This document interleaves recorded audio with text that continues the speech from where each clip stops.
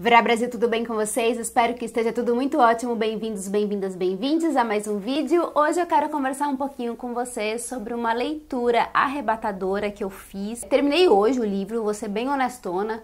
Eu ia elaborar um pouquinho melhor o que eu ia falar com vocês, mas resolvi trazer mais como se fosse uma conversinha assim espontânea de bar. O livro chama-se O Pássaro Secreto, que é esse livro aqui, da Marília Arnaud. É o primeiro livro que eu leio dela. E, na verdade, eu vou contar uma breve história, fazer um preâmbulozinho aqui, que a Marília entrou em contato comigo pelo meu Instagram, dizendo que queria me mandar esse livro. E, até então, eu não conhecia a Marília. Na verdade, eu tinha visto algumas matérias falando da Marília, do livro dela, porque ela foi a vencedora com esse livro do Prêmio Kindle de Literatura de 2021. Enfim, Marília me mandou esse livro e eu tenho o hábito de postar nos meus stories agradecimentos das coisas que eu recebo, de algumas coisas, na verdade. E eu postei que eu tinha recebido esse livro da Marília. E aí, gente, veio uma enxurrada de comentários dizendo que esse livro era maravilhoso, que queria muito saber a minha opinião, que a Marília era maravilhosa, que era maravilhoso, que era... Gente, foram muitas mensagens mesmo. Foi, assim, acima da média do que eu costumo receber de maravilhosidade sobre uma obra. Com esse enorme número de mensagens, eu falei, quer saber, eu vou ler nesse final de semana, eu vou passar adiante. Até parei um outro livro que eu tô lendo pra ler esse aqui. E foi uma ótima escolha. Logo que eu comecei a ler esse livro, eu falei assim, gente, esse aqui é o tipo de livro que se eu fosse escritora, eu gostaria de ter escrito, sabe? A linguagem que a Marília usa pra escrever, a temática, as referências, são muito minha cara. E eu vou contar pra vocês todos esses porquês do motivo do meu encantamento e muito provavelmente do encantamento de tanta gente que chegou nesses meus stories, né, falando que amaram esse livro. Quando eu abri esse livro, a primeira coisa que já me chamou a atenção é porque tem um poema lindíssimo aqui da Alejandra Pizarnik, que é bem curtinho, eu vou ler para vocês. Não sei sobre pássaros, não conheço a história do fogo, mas creio que a minha solidão deveria ter asas. Nós vamos conhecer nesse livro a história da Aglaia Negromonte.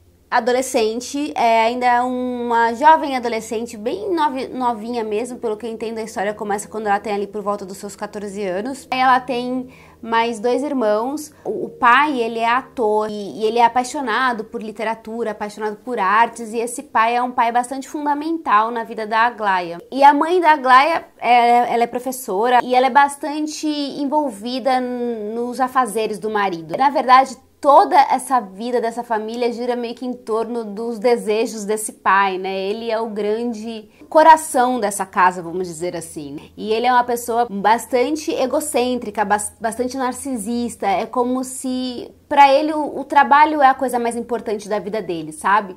Mas a Aglaia tem uma enorme admiração por esse pai. E acontece que, num determinado momento, ela descobre que tem uma meia-irmã e ela vem morar com a família, porque ela morava lá na França, né? Ela é francesa, ela é filha de uma aventura do pai e ela de repente perde a mãe, né? Ela vivia com a mãe morre e ela tem que vir pro Brasil pra fazer parte da família. Ela vai ser cuidada agora pelo pai.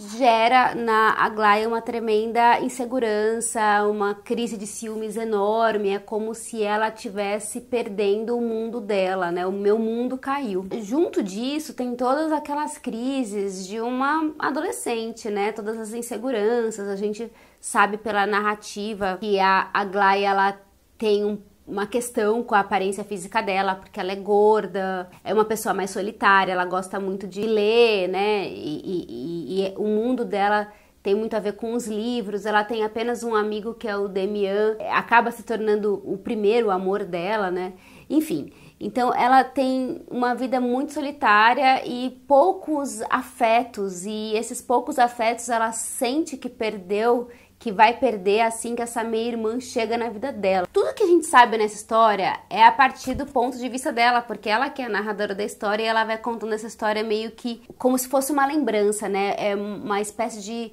diário confessional dela. Os capítulos, eles são entrelaçados por pequenos fragmentos que a autora vai dando algumas pistas pra gente de que ela está numa clínica, ela está internada, aconteceu alguma coisa muito grave, então você não sabe direito o que aconteceu e aos poucos você vai desvendando esse mistério. Então a gente vai acompanhando 2 pedaços da história paralelamente. Só que a grande questão nessa história é que a Aglaia começa a ter uma obsessão tão grande por essa meia-irmã dela, e a obsessão da Aglaia por essa meia-irmã acaba se tornando uma coisa tão forte, tão grandiosa, que gera consequências muito brutais, pesadas, cruéis. Então eu já aviso de antemão que é um livro bastante pesado. Aqui a gente vai ver crueldades bem pesadas, inclusive crueldade com bichos, com cachorro, com cavalo, enfim, é bem pesado. Essa relação dela com essa meia-irmã vai enveredar por caminhos muito bizarros. Quando começam a acontecer esses eventos,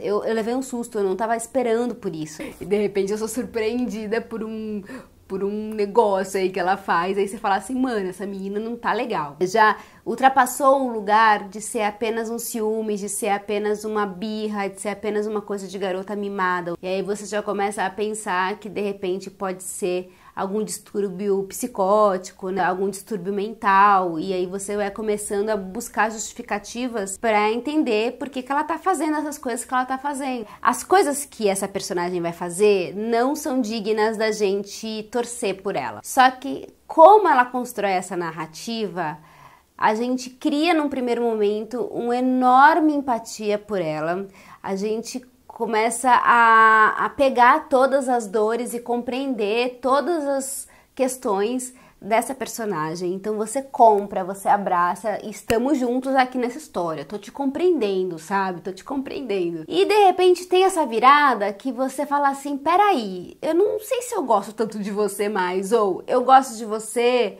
e tô torcendo para que essas brutalidades deem certo. Começa a gerar um sentimento ambíguo dentro da gente. A gente acaba torcendo pelos personagens quando a gente tá lendo um livro. E por isso que faz com que essa personagem seja bastante interessante, né? Porque ela é absolutamente humana, ela tem traços que qualquer pessoa pode fazer.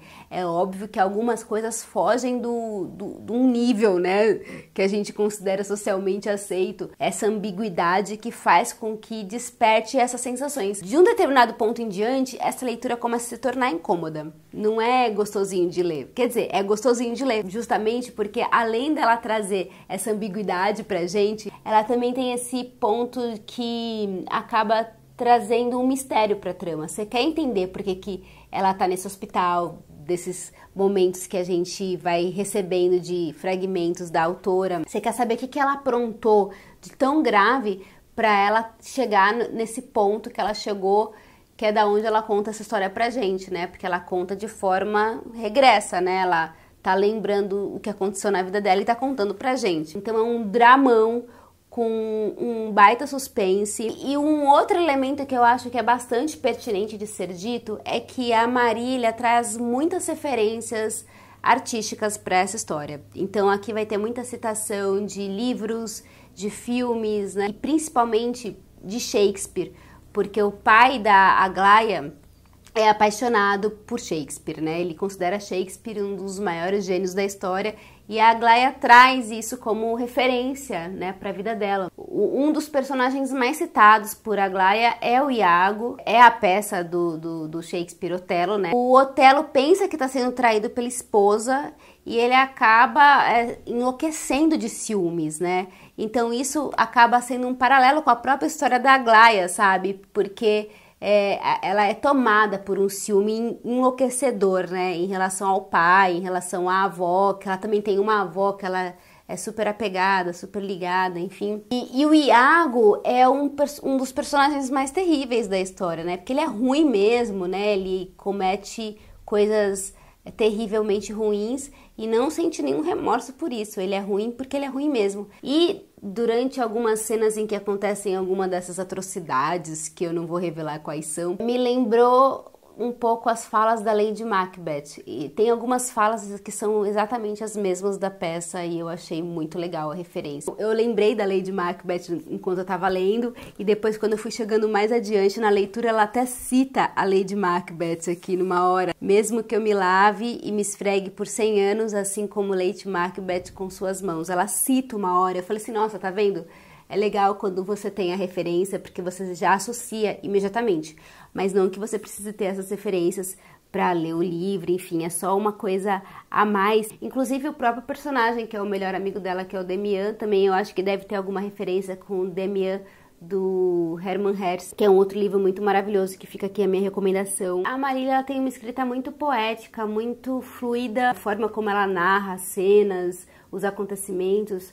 É tudo de uma enorme beleza, de uma grande beleza. É um livro que é muito gostoso de ler em voz alta, para você escutar as palavras que ela escolhe para construir as frases. É um livro muito bem construído, muito bem escrito mesmo. Flui, você lê ele muito rapidamente, de tão fluido que é.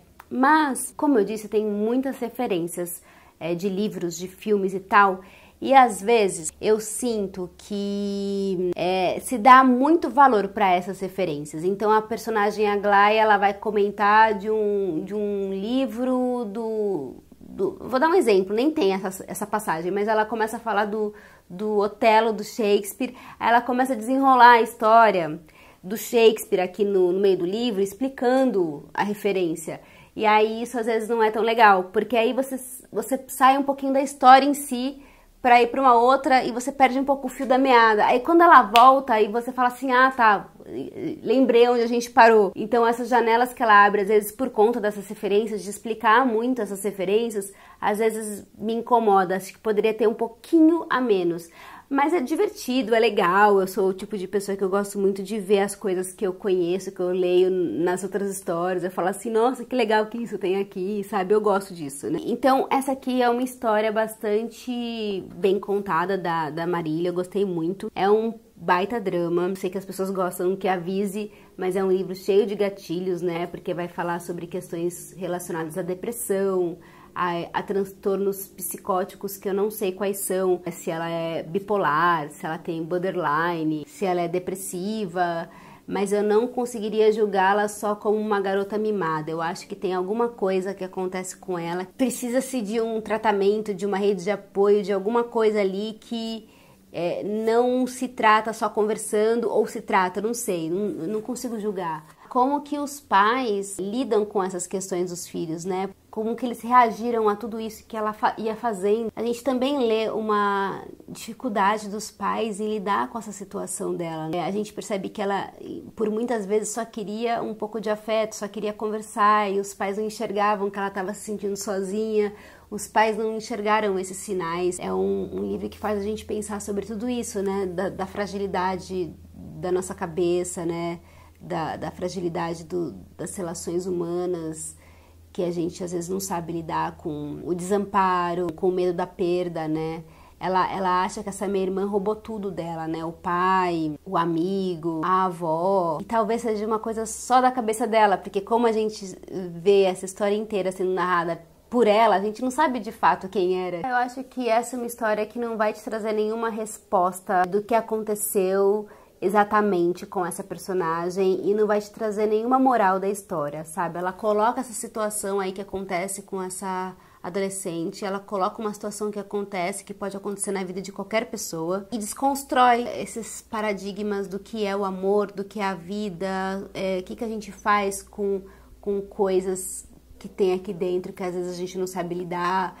Enfim, a gente não vai ter nenhuma resposta além desse livro, né? Mas faz a gente olhar para um ser humano que talvez tenha atitudes extremamente estranhas, né, aos nossos olhos, aos olhos do que é aceito socialmente, olhar para ele e falar assim, caramba, talvez ele tenha alguma coisa que eu preciso parar para escutar, talvez essa pessoa esteja precisando conversar, esteja precisando de um amigo, enfim, talvez essa pessoa só esteja precisando que alguém o escute, né? Acho que faz a gente ter empatia por pessoas que são completamente diferentes da gente. E entender que ninguém é 100% amoroso, 100% legal, 100% maravilhoso, né, bem-sucedido. Todo mundo tem esse lado, né, esse pássaro secreto dentro de si. E ele pode, em qualquer momento, querer fugir, sair e fazer coisas horrorosas, né? Eu acho que é isso. Quero agradecer muito a Marília por ter me enviado esse presente maravilhoso. Se depender de mim, eu ainda vou recomendar muito esse livro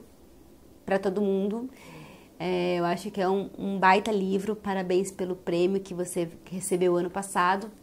E, à medida do possível, eu vou procurar os outros livros, que eu vi que você tem vários outros livros publicados, então eu vou procurar mais da sua literatura. Um beijo pra você e até a próxima. Tchau!